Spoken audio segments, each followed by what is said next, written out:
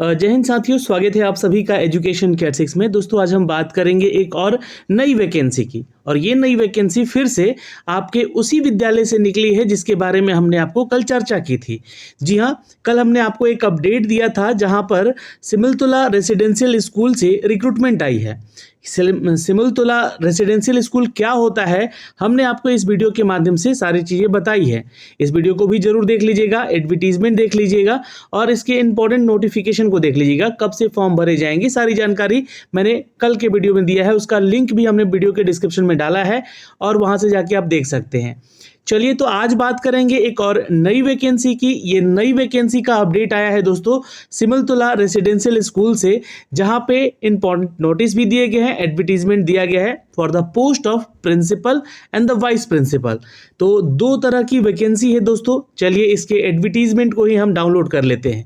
जितने भी छात्र इस वीडियो को देख रहे हैं प्लीज शेयर कीजिएगा अपने दोस्तों के ग्रुप में, ताकि हो सकता है कि जो भी इच्छुक उम्मीदवार हैं और वो योग्य हैं तो यहाँ पे जो है आपको यहाँ पे इसकी योग्यता से संबंधित जो वैकेंसी है उसके लिए आवेदन करने का आपको मौका मिल सके।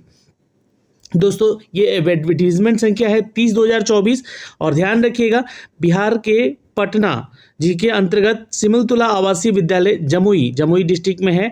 यहाँ पे प्राचार्य के लिए एक और उप प्राचार्य के लिए एक पद का नियुक्ति यहाँ पर सुयोग्य भारतीय उम्मीदवारों से विहित प्रपत्र ऑनलाइन आवेदन मांगे गए हैं। यानी कि मात्र 2 वैकेंसी है, एक वाइस प्रिंसिपल का है और एक प्रिंसिपल का है। ठीक, तो ध्यान रखिएगा यहाँ पे इसके लिए आपको ऑनलाइन आवेदन करना है। वेतनमान जो है आपका लेवल 13 का है जो कि प्राचार्य यानी कि प्रिंसिपल के लिए है, और लेवल 12 का है यानी कि जो वाइस प्रिंसिपल के लिए है। अब यहाँ पे लगभग जो सैलरी स्केल होगी आपकी जो है 90 से लेकर 1 लाख तक की सैलरी हो सकती है। प्लस अलाउंस आपको भारत सरकार का अलग मिलेगा, जो बिहार सरकार का अलग मिलेगा। यहाँ पे देखिएगा तो एलिजिबिलिटी की बात करें तो आपका भारत का नागरिक यानी कि ऑल इंडिया वैकेंसी है। ये भी आपका प्राचार्य और उप प्राचार्य यानी कि प्रिंसिपल और वाइस प्रिंसिपल के इसके लिए न्यूनतम अर्हताएं क्या होंगी, यानी कि एलिजिबिलिटी की बात हो रही है यहाँ पे। तो आपको किसी भी मान्यता प्राप्त विश्वविद्यालय से कला, विज्ञान, वाणिज्य या इंजीनियरिंग या मैनेजमेंट में 55% के साथ जो है स्नातकोत्तर की डिग्री होनी चाहिए, यानी कि पीजी आपका कंप्लीट होना चाहिए। आप SC, ST, OBC से, EBC से आते हैं या दिव्यांग हैं तो आपको 5% का छूट आपके इस सर्टिफिकेशन में दी जाएगी। साथ ही साथ दूसरा क्वालिफिकेशन क्या होना चाहिए, तो आपका जो है किसी भी मान्यता प्राप्त बोर्ड से या प्रदत्त यहाँ पर BEd की डिग्री होनी चाहिए, या फिर DP NEd की डिग्री होनी चाहिए, DP in टीच की डिग्री होनी चाहिए, या CT की डिग्री होनी चाहिए, अथवा राज्य सरकार के द्वारा घोषित समकक्ष शिक्षक प्रशिक्षण की योग्यताएं भी आपके पास होनी चाहिए। तो राज्य सरकार के द्वारा जो आपका समकक्ष शिक्षण प्रशिक्षण जैसे कि दक्षता परीक्षा होता है या आपने दिया होगा, तो ये प्रशिक्षण भी आपका होना चाहिए। तो चलिए ये BEd है, आप PG हैं तो आप यहाँ पे आवेदन कर सकते हैं। लेकिन तीसरा जो क्वालिफिकेशन है वो आपके एक्सपीरियंस को दर्शाता है। जी हाँ, जो कि बहुत इंपॉर्टेंट है मान्यता प्राप्त +2 विद्यालयों में, है ना, यानी कि 11th-12th में अगर आप लोगों ने 15 साल का वर्क एक्सपीरियंस रखा है और जिसमें कि आपको 10 साल स्नातक और स्नातकोत्तर के शिक्षक और 5 वर्ष जो है शिक्षक प्रशासक के रूप में अनुभव रहा हो। शिक्षक प्रशासक क्या, यानी कि इंस्ट्रक्टर क्या, यानी कि जो भी टीचर को ट्रेनिंग देते हैं लोग, तो वैसे में अगर यहाँ पे आपका रहा है एक्सपीरियंस 5 साल का तो, और 10 साल का स्नातक या स्नातकोत्तर शिक्षक के लिए आप जो है शिक्षक बने हो, तो टोटल 15 साल का अनुभव होना चाहिए मान्यता प्राप्त +2 विद्यालय में। ये चीज़ तो क्लियर होगी। अब शैक्षणिक अनुभव के संबंध में अभ्यर्थी सरकारी विद्यालय में कार्य किए हों, ऐसी स्थिति में जिला कार्यक्रम पदाधिकारी के द्वारा निर्गत शैक्षणिक अनुभव प्रमाण पत्र उनसे ले ली जाए। यानी कि जो भी आपके DEO हैं उनसे आपका जो है प्रमाण पत्र मिल जाएगा, अगर आप जो किसी सरकारी स्कूल में जैसे 11th-12th में पढ़ाए हैं तो। गैर सरकारी में पढ़ाए हैं अगर आप, तो जैसे कि प्राइवेट स्कूल में अगर आपके पास एक्सपीरियंस है तो वैसे स्थिति में आप वहाँ के प्राचार्य या प्रधानाध्यापक या प्रिंसिपल जहाँ भी कहते हो, है ना, निर्गत शैक्षणिक अनुभव प्रमाण पत्र स्वीकार किया जाएगा। तो बशर्ते कि अभ्यर्थी को उक्त अवधि के लिए बैंक का माध्यम से आपको भुगतान स्पष्ट साक्ष्य होना चाहिए, यानी कि जो भी आपका सैलरी वगैरह होता है वो बैंक के माध्यम से होना चाहिए। उसका एक डिटेल अपडेट आना चाहिए कि आपको सैलरी यहाँ पे इतनी मिल रही थी। न्यूनतम अर्हता की में अगर आप बात करें तो शैक्षणिक शिक्षक प्रशिक्षण योग्यता, शैक्षणिक अनुभव से संबंधित सभी प्रमाण पत्र ऑनलाइन आवेदन करते समय अंतिम तिथि 21 मई तक आपको निर्गत होना चाहिए। 21 मई से पहले तक आपका सारा सर्टिफिकेट आपके पास होना चाहिए, नहीं तो उम्मीदवारी रद्द हो जाएगी। फॉर्म भरने के समय ये सारे डॉक्यूमेंट मांगे जाएंगे। एज लिमिटेशन देखिए बहुत इंपॉर्टेंट होता है एज को लेकर, चूंकि यहाँ पर प्रिंसिपल की वैकेंसी है, वाइस प्रिंसिपल की वैकेंसी है, तो 55 वर्ष तक कम से कम आपका अधिकतम होना चाहिए और न्यूनतम 40 साल, मतलब कि कम से कम 40 साल तो होने ही चाहिए। सेवानिवृत्त है तो 60 साल तक आप आवेदन कर सकते हैं।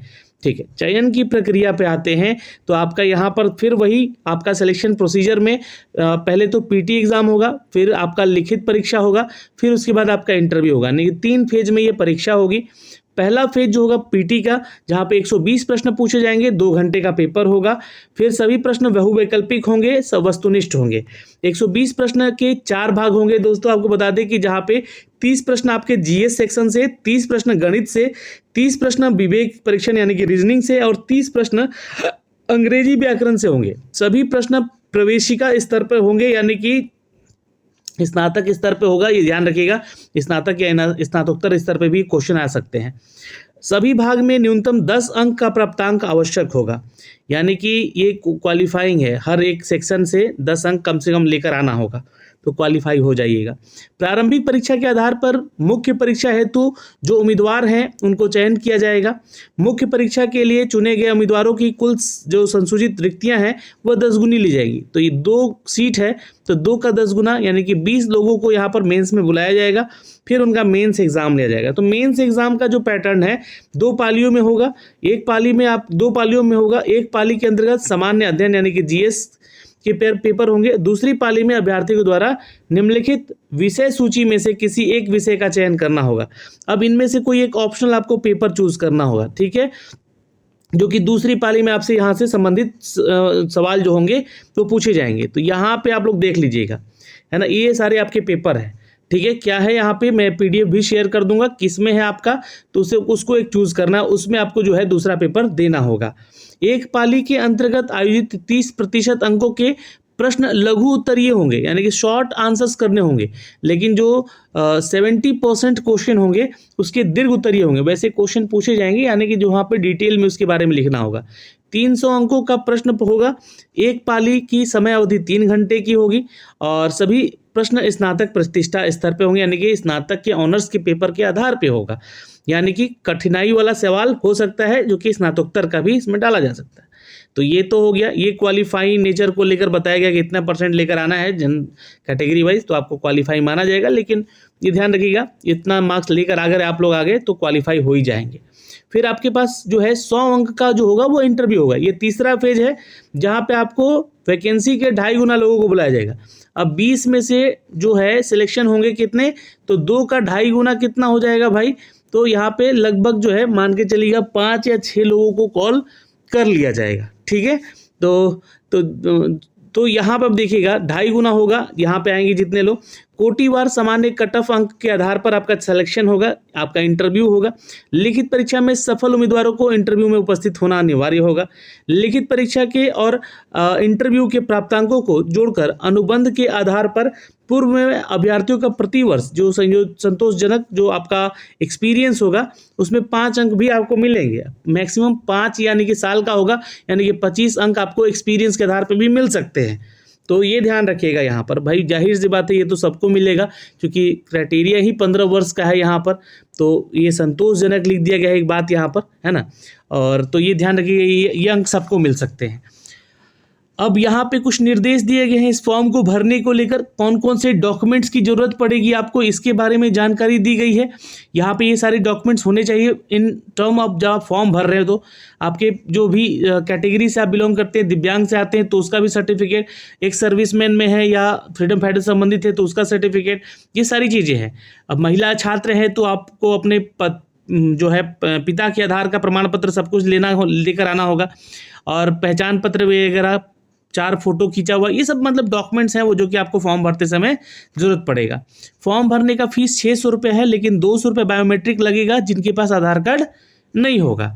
SC ST से आते हैं तो 150 रुपये लगेगा और बिहार के निवासी हैं तो 150 रुपये लगेगा, महिला अगर है तो भी, है ना, और दिव्यांग है तो भी 150, लेकिन 600 रुपये आपको लगेगा अदर्स के लिए, मतलब कि जो भी अदर स्टेट से आते हैं या बिहार में जनरल या ओबीसी ईबीसी है तो ये सारी चीज़ें हैं दोस्तों। इसका फॉर्म जो है 30 अप्रैल से 21 मई तक भरा जाएगा, तो ये कट ऑफ डेट भी 21 मई 2024 ही रखा जाएगा, समझिएगा।